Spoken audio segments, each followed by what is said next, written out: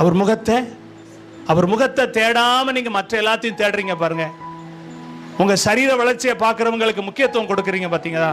உங்க இருதயத்தை பாராம முகத்தை பார்த்து உங்களை அப்ரிஷியேட் பண்ற, உங்களை ரொம்ப மேன்மையா பேசுறவங்களை நீங்க பார்க்க உங்க இருதயம் என்ன செய்யணும்? ஒரு நாளும் வளர்ச்சி அடையாது. அவர் முகத்தை பார்த்தீங்கன்னா அவர் உங்களுடைய வாழ்க்கையை என்ன செய்வார்னா அநேகர் அப்ரிஷியேட் பண்ணக்கூடிய நபர்களா கர்த்தர் மாற்றுவார். இல்லையா சொல்லுங்க. ஒருவேளை இன்னைக்கு அப்படி அற்பமா தெரியலாம், ஆனா தேவன் அந்த வழியை கொண்டாந்து நிறுத்தும் போது கர்த்தர் அதை மகிமையா திருப்பி தருவார். தாவீதுடைய சகோதரர்கள் சொல்றாங்க, இங்க உனக்கு என்ன வேலை? அப்படித்தானே சொன்னாங்க. உனக்கு இங்க என்ன வேலை? ஆட நீ யார் வசத்துல ஒப்பு கொடுத்துட்டு வந்த அப்படின்னு அந்த அந்த அதிகாரத்துல அந்த வார்த்தை வரும். உனக்கு எவ்வளவு துணிகரம் அப்படிம்பாங்க. ஆனா அடுத்த வார்த்தை தாவீது சொல்வாரு, நான் வந்ததற்கு முகாந்திரம் இல்லையோ